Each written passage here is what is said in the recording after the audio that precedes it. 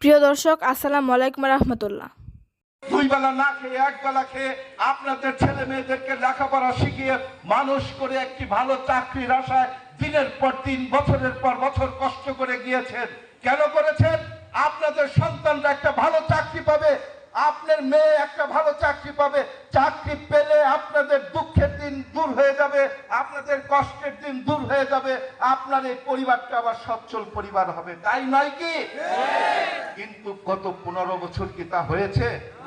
হয় নাই।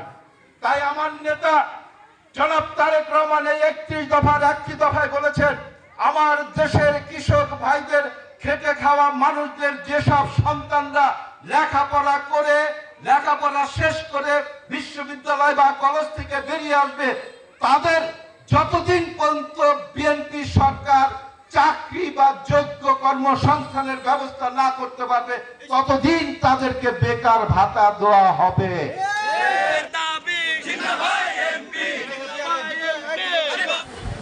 যার হাতে ধানের শীষকে তুলে দিয়েছিলেন সেই নেতা জনাব এস.এ. জিন্নাহ কবির।